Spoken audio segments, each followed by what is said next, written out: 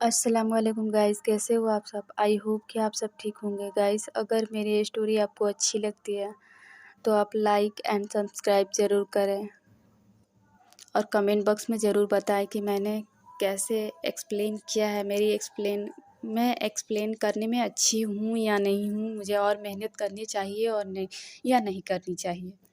तो गाइस, आप लोग कमेंट बॉक्स में ज़रूर बताएं। तो चलिए हम आई हेट यू का नेक्स्ट पार्ट शुरू करते हैं। तो गाइस, हमने पिछले पार्ट में देखा था कि हमारा विंग मैरिड के लिए मान गया था और मम्मा बहुत खुश थी। तो मम्मा सुबह का सीन दिखाया जाता है। मम्मा आती है और कहती है विंग से कि सूट लेकर आती हैं और कहती है विंग, ये तुम्हें शाम को यही पहन के जाना पड़ेगा। तो हमारा विंग कहता है मम्मा कहाँ जाना है। तो वो कहती है कि चर्च के लिए जाना है, तुम्हारे मैरिड के लिए। तो हमारा विंग शॉकली मम्मा की तरफ देखने लगता, कहता मम्मा इतना जल्दी क्यों। तो हमारी मम्मा कहती है कि वो क्या है ना कि मैं तुम्हें बाद में बता दूँगी। तो वो मम्मा चली जाती है और विंग को ब्रेकफास्ट के लिए बुलाती है। हमारा विंग जाता है और ब्रेकफास्ट करके अपने कमरे में आ जाता है और वो आता है तो कुछ चीज़ों को, एक बॉक्स, छोटा सा बॉक्स था, उसे खोलता है और उस रिंग को देखने लगता है और कहता है कि ये रिंग मैं हमेशा संभाल के रखूँगा, तुम मेरे पास हो ना हो, लेकिन ये रिंग मेरे पास हमेशा रहेगी लंचा। और वो उस बॉक्स को बंद कर देता है और अपने सामान को पैक करने लगता है। और जब पैक करता है तो एक बड़ा सा बॉक्स दिखता है, तो उसमें बहुत सारी चीज़ें रखी हुई थी, जैसे में कुछ फूल्स के बुके थे, कुछ टेडी वे यानी कि टॉयज़ थी, बहुत सारी चीज़ें थी। तो जो हम किसी को गिफ्ट देते हैं, शायद वो गिफ्ट ही थी। तो विंग उसे पैक कर देता है और उसे भी अपने साथ बैग में पैक कर देता है। तो फिर शाम को तैयार हो जाता है और मिरर के सामने आता है और कहता है लंचा, मुझे माफ़ कर देना लंचा, शायद हमारे साथ यहीं तक थे, हमारे सफ़र यहीं तक थे और शायद हमारी किस्मत में हमारे मिलना नहीं लिखा था, तभी तो तुम मुझसे दूर हो गए। आज मैं तुमसे दूर हो रहा हूँ। और हमारा विंग अपने आंसू को पोंछता है और पोंछते हुए चेहरे पे झूठा मुस्कुराहट लाता है और रूम के बाहर निकल जाता है। तभी हमारी मम्मा चिल्लाते हुए आती, कहते विंग हम लेट हो रहे हैं।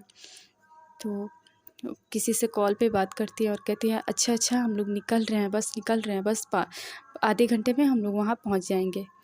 तो वो हमारे विंग सुनता है पर कुछ बोलता नहीं है। वो मम्मा के साथ कार में बैठ जाता है और पूरे रास्ते मम्मा से वो बात नहीं करता है। जब मम्मा इस बात को ध्यान देती है तो कहती है विंग आशान। तो हमारे विंग मम्मा को देखता है तो कहता है, यानी कि नोट करता है। तो मम्मा कहती क्या हुआ। वो लोग बहुत अच्छे हैं, वो तुम्हें बहुत प्यार करेंगे आशान।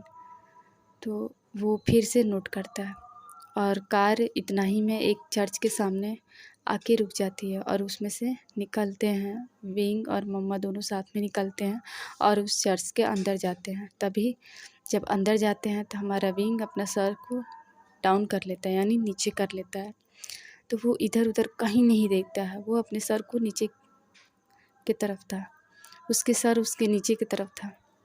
तभी वो एक आदमी आते हैं और वो हमारे विंग के हाथों को पकड़ते हैं और कहते अरे बेटा तुम आ गए, चलो। तो इसके सामने उसके हाथ, वो आदमी कोई और नहीं लैन खुरैन थे।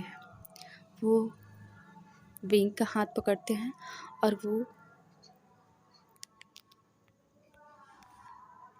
प्रीस के सामने लाके खड़ा कर देते हैं। अब प्रीस दोनों के हाथों में एक रिंग का बॉक्स देता है और कहता है, पूरे रिचुअल को पूरा करते हुए कहता है आज से आप दोनों हस्बैंड हैं, एक दूसरे को अपने रिंग को बदलिए और एक दूसरे को पहनाइए। तो वो दोनों एक रिंग को एक दूसरे को देते हैं और एक दूसरे को पहनाते हैं।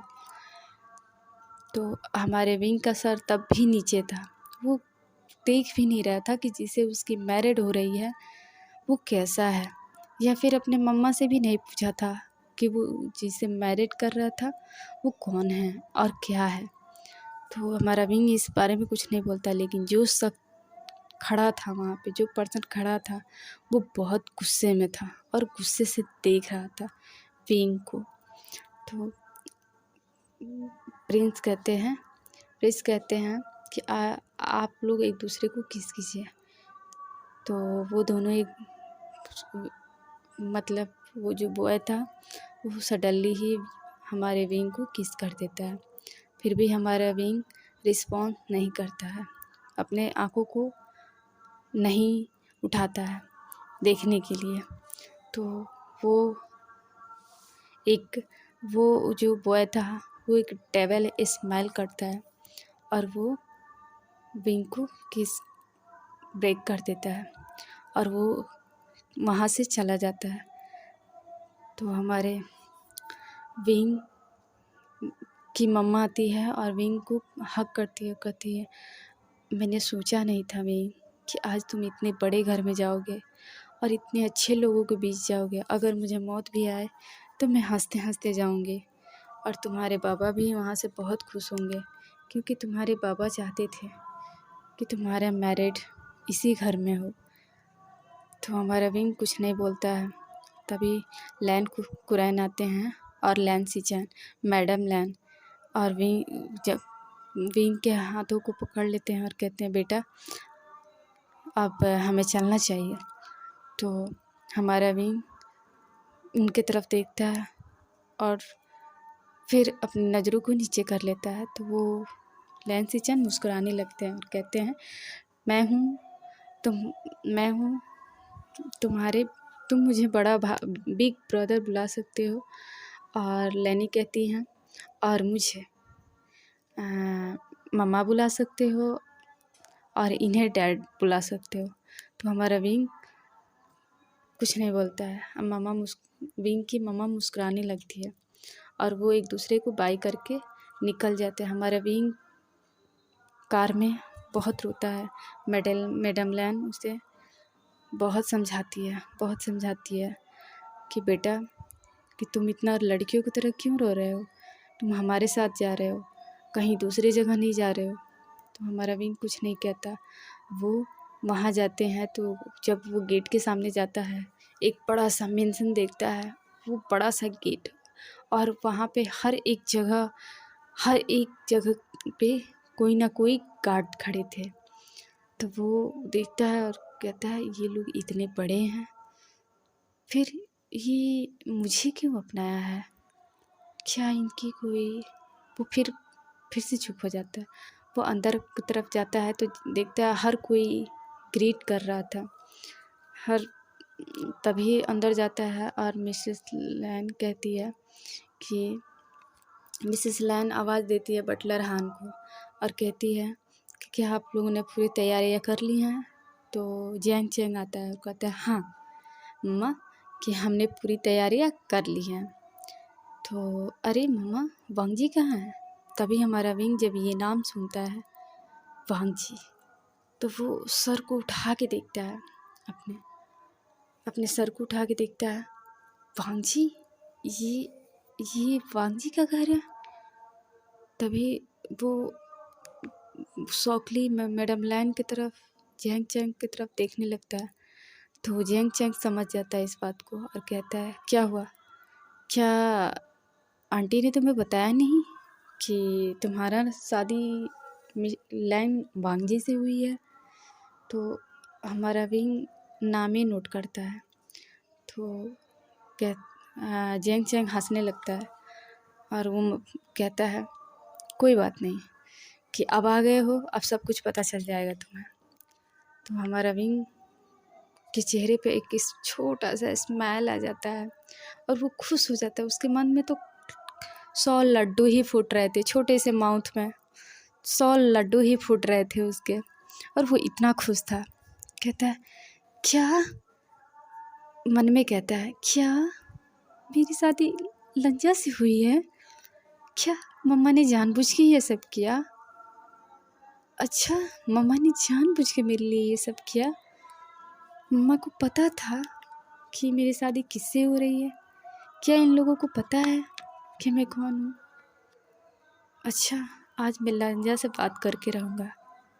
तो वो जैंग चैंग आता है और हमारे विंग को हाथ को पकड़ता है और कहता है चलो काफ़ी थक गए होगे और पूरा थकना तो रात का बाकी है, तो बाकी तो तुम रात में ही थकोगे, तो क्यों ना मैं तुम्हें रेस्ट करने के लिए रूम में छोड़ दूँ, कमरे में छोड़ दूँ। तो हमारा विंग साय फील करने लगता है और वो इधर उधर अपनी नज़रों को छुपाने लगता है। तभी मैडम लैन चैंग चैंग के कान को मरोड़ते हुए कहती है कि शरारत बच्चा, कि हम लोग यहीं पे हैं और तुम क्या बोले जा रहे हो।